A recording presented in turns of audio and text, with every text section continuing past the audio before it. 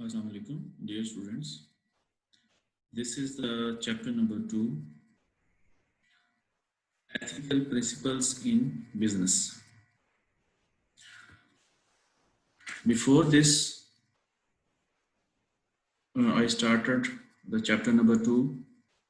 I want to realize that you all students must read the chapter number 1 and prepare your notes and ready for the assignment number 1, which I will upload soon, and especially the case studies, basic concepts about the business, ethics, CSR, you should understand. If you feel any question, please contact me on WhatsApp or comment on the video or another source like email, you can ask me. So this is the chapter number 2.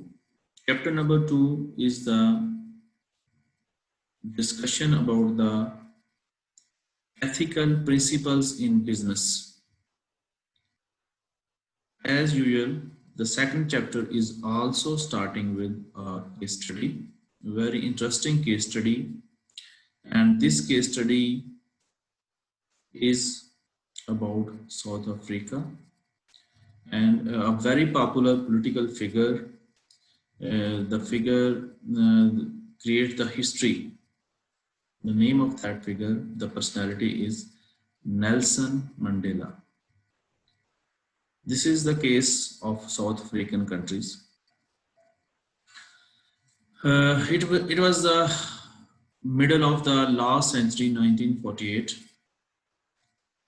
means around 672 or 4 years ago, when the white races, the white people have the government, first time government in South Africa, and they changed many laws and converted those laws into racist perspective and protect the white skin people and degrade the black people.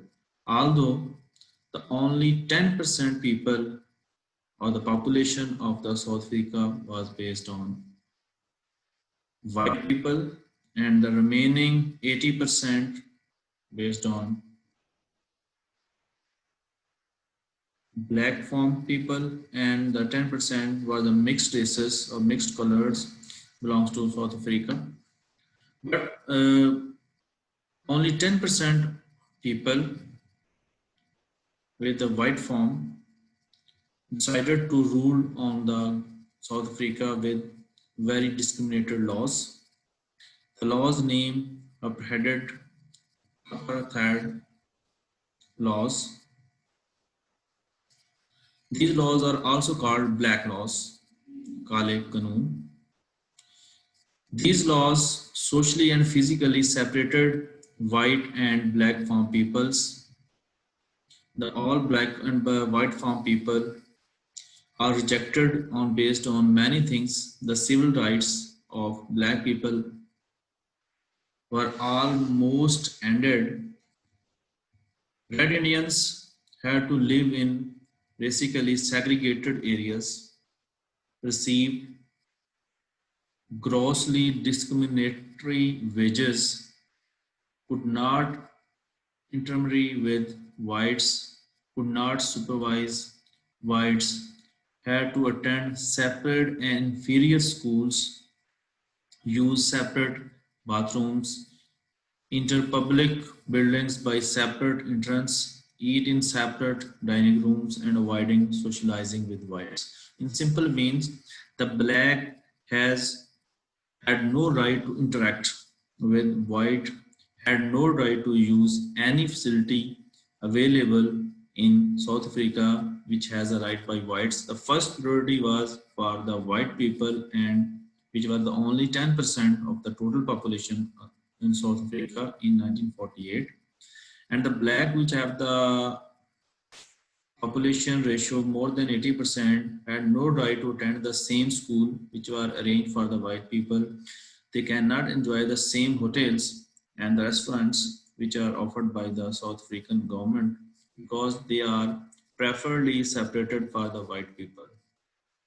So these are mm, riscal laws impact very badly on the minds of the black people. They protest many times, but it's in vain. No one responded positively on it. The Prime Minister Sejong, who was known as an honest but inflexible and brilliant hardline racist, the government ruthlessly killed hundreds of young black activists and jailed thousands more. The Prime Minister Sejong, who was very popular in the form of the honest personality, but he was very rigid. He didn't like the black farm people. So whenever the black farm people decided to protest against the black laws, many people were killed and thousands of people were entered into the jails. And among of them, one was the activist named Nelson Mandela.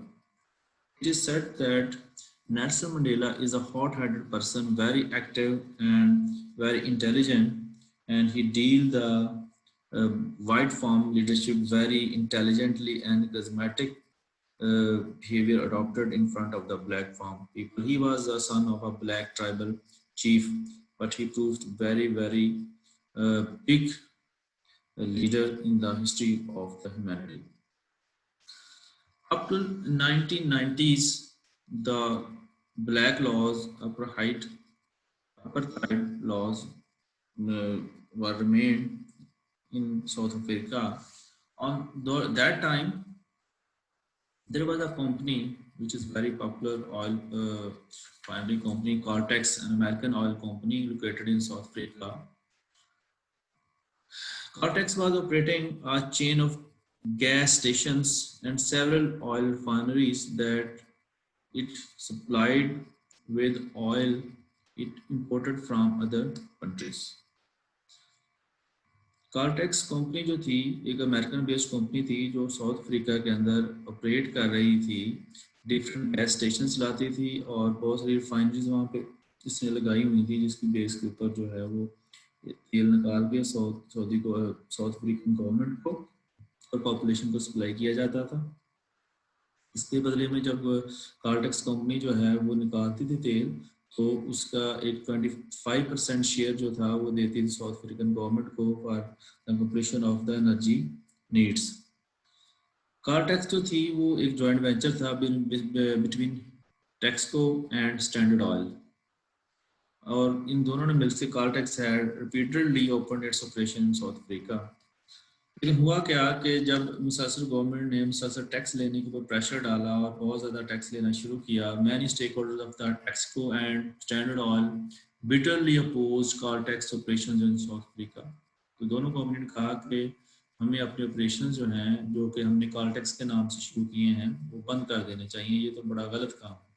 In 1983, 84, 85, they introduced shareholders resolution requiring Cortex to either break off relations with the South African government or leave the South Africa altogether.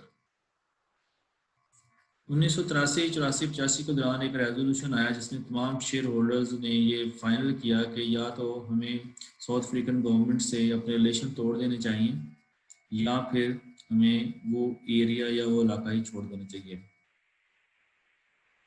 लिहाजा ये एक resolution आया जिसके अंदर बहुत सारी discussion हुई, बहुत सारी डिबेट हुई जो यहाँ पे अवेलेबल है अपनी बुक के अंदर। लेकिन कार्टेक्स की लीडरशिप ने कभी भी ये डिसाइड नहीं किया कि हम इसको छोड़ देंगे साउथ अफ्रीका। एतराज़ ये था बेसिकली साउथ अफ्रीकन पीपल जो थे, जो वाइट फार्म थे, they want to earn more money and perform less work and it was against the policy of the cartels. In 1970s, moreover, they claimed that USA corporation with internal policies of equal pay for equal work had narrowed the gap between black and white incomes by a significant amount. Call tax का ये ख्याल था कि अगर हम the policy which is equal pay for equal work लागू करते हैं तो इससे ब्लैक और वाइट्स की इनकम जो है उसमें जो डिफरेंस है वो बड़ी हद तक कम हो जाएगा, जिसकी वजह से ये एक दूसरे के करीब आएंगे। अब ये बहस जो है वहाँ पे साउथ अफ्रीका में चल पड़ी, ये 1970s की बात है। उसकी उसी दौरान बहुत सारे दूसरे एक्टिविटीज़, रिलीजियस एक्टिविटीज़, जिसमें एक डेस्मोंड टोटू था, उसने बहुत ज़्यादा डिस्कशन की, जिसके में बाद में उसको 1984 में नोबेल प्राइज़ भी दिया गया। उसने भी इनजस्टिस जो था, ह्यूमन राइट्स अब्यूज़ के खिलाफ बहुत ज़्यादा आवाज़ उठाई कि जो स्याह फार्म लोगों के साथ वाइट फार्म लोगों ने रवा रखा था, जो कवानीन बनाए थे, जो उनको सोशल जस्टिस प्रोवाइड नहीं करते थे, इकोनॉमिक जस्टिस प्रोवाइड नहीं करते थे, लीगल जस्टिस प्रोवाइड नहीं करते थे, तो बहुत सारी एक्टिविटीज़ ने इस दौरान जो है वो आवाज़ उठाई। Cretu said was to attempt to polish my chains and make them more comfortable. I want to cut my chains and case them away. उसने एक एग्जाम्पल के तौर पे टेटू ने कहा कि अगर मैं ये चाहूँ कि मैं चेन्स पहने रहूँ और उनको पॉलिश करने के लोग अवेलेबल हों ताकि मैं कंफर्टेबली पहन सकूँ, तो इससे बेहतर है कि मैं चेन्स काट के जो है पहन दूँ ताकि मैं बेहतर तरीके से ज़िंदगी जो है वो गुजार सकूँ। लिहाजा ये डिबेट जो है वो चलती रही कि वेदर दे शुड लीव और weather should they should not. अब इसके ऊपर अगर एक कंसेप्ट देखा जाए कि अगर कॉलटेक्स कंपनी जो है वो साउथ अफ्रीका को छोड़ जाती है तो उससे क्या होगा। साउथ अफ्रीका को छोड़ने का मतलब ये है कि बहुत सारे ब्लैक फार्म लोग जो कॉलटेक्स के साथ जुड़े हुए थे, जिनकी नौकरियां ज़्यादा साथ लगी हुई थी, वो सारे के सारे बेरोज़गार हो जाएंगे। उनके बेरोज़गार हो जाने से वो और ज़ेर तसल्लुत आ जाएंगे वाइट फार्म लोगों को, क्योंकि वाइट फार्म जो है वो गवर्नमेंट में है, 10% है, उनके लिए बहुत सारी जॉब्स हैं, बहुत सारी फैसिलिटीज़ हैं, उनको वो खास फर्क नहीं पड़ेगा। लेकिन ब्लैक जो है वो पिस जाएंगे इस मामले में। तो इस चीज़ को मद्देनजर रखते हुए कंसेप्ट जो है बिजनेस एथिक्स में वो इस्तेमाल किया जाता है, that is called utilitarianism. What is utilitarianism? Utilitarianism is the moral view that in any situation the right course of action is the one that will provide people with the greatest amount of benefits while minimizing harms। कि आप हर वो काम करें जिससे आपके इर्द गिर्द के लोगों को ज़्यादा से ज़्यादा फ़ायदा पहुँचे और कम से कम नुकसान हो। जब ये आप फैसला करें तो आप इस तरीके से रैशनल नहीं हो सकते कि या ये चीज़ या वो चीज़, बल्कि आप ये देखते हैं कि मैं क्या ऐसा फैसला करूं जिससे ज़्यादा से ज़्यादा फ़ायदा और कम से कम लॉस हो। तो यहाँ पे बेसिकली यूटिलिटेरियनिज्म का कंसेप्ट जो है फिर अडॉप्ट किया गया। तो कॉर्टेक्स ने देखा कि अगर हम छोड़ के जाएंगे तो ये सारे के सारे काले जो हैं ये मज़ीद ज़ेर तसल्लुत आ जाएंगे, जिनके लिए हम आवाज़ उठा रहे हैं आज, ये तो मज़ीद प्रेशर में आ जाएंगे। लिहाजा हमें ऐसा फ़ैसला करना चाहिए जिसकी वजह से हम यहाँ पे रहें और तमाम लोगों को ज़्यादा बेनिफिट पहुँचे, ज़्यादा उससे जो है वो इंजॉय कर सकें। इसलिए यहाँ पे इस केस स्टडी के अंदर जितने भी डिफरेंट लोग इस्तेमाल किए गए हैं, टैटू जो है वो बिशप जो है जो वहाँ पे जिसने आवाज़ उठाई बहुत ज़्यादा ब्लैक फार्म लोगों के लिए, या प्राइम मिनिस्टर टेजडोम था who was used the violent force to protect apprehended as known as honest। तो इन सब लोगों ने ये चीज़ें जो हैं वो यहाँ पे की और इवेंचुअली जो है वो कार्डक्स ने वहाँ स्टे किया और स्टे करके प्रोटेक्ट किया ब्लैक फार्म लोगों को। अब यहाँ पे दो कंसेप्ट और जो है इस केस के साथ जुड़े हैं जो यहाँ पे आके एक्सप्लेन होते हैं। One is ethic of care and second one ethic of virtue। An ethic that emphasizes caring for the concrete well-being of those near to us। Ethic of virtue क्या है कि जो आपके इर्द गिर्द के लोग हैं आप उनकी केयर करें, आप उनकी हिफाजत करें, ये आपका एथिक ऑफ केयर है। लेकिन एथिक ऑफ virtue क्या है? An ethic based on evaluation of the moral character of the persons or group। लेकिन एथिक ऑफ virtue यानी कि नेकी करने का म्यार क्या है कि आप देखें कि उस बंदे का करेक्टर क्या है, उस ग्रुप का करेक्टर क्या है। अगर वो अच्छे हैं तो उनके साथ आप चलें, अगर अच्छे नहीं है तो आप उनके साथ ना चलें। लेकिन एथिक ऑफ केयर कहती है कि सबके साथ मिला जाए। तो इन्हीं दोनों एथिक्स को सामने रखते हुए कार्टेक्स ने फैसला किया they should stay here and protect the black farm people, and one time will come when everything will change, and the history of the world saw that in the leadership of Nelson Mandela, people changed the history of South Africa, and the government of black farm people was developed. And Nelson Mandela was the first president of that government, and he adopted the ethic of care. He didn't bother the ethic of virtue because there were many people who tortured the Nelson Mandela in the president house in many other places, but he ignored the perspective ethic of virtue and adopted the ethic of care because he decided that the people are living around me. I need to help them, I need to care them, and he followed the same criteria as the cortex adopted. So the basic principle of business ethics, the first one we learned, that is the utilitarianism. Utilitarianism means we should protect the people, we should provide the facilities to the people, uh, and try to take a decision where you get maximum benefit for the people and create a least harm for the people. The same other one is the ethic of virtue and ethic of care. Ethic of care says that we should care all the people living around us, like the minorities, like the non-Muslims, Muslims, other all religious people, and geographically different people. And the other way, ethic of virtue said that the character traits attributed to those people are examples of kind of virtue that are encouraged and the vices that are discouraged by the ethics of virtue. लिहाजा जो immoral लोग होंगे उनके साथ नेकी नहीं की जाएगी, उनके साथ उस तरह का सलूक होगा जैसे वो करेंगे. तो ये दोनों अप्रोचेज जो हैं वो कॉर्टेक्स के सामने थी और कॉर्टेक्स ने ये डिसाइड किया. We will describe each approach, explain the kind of concepts and informations.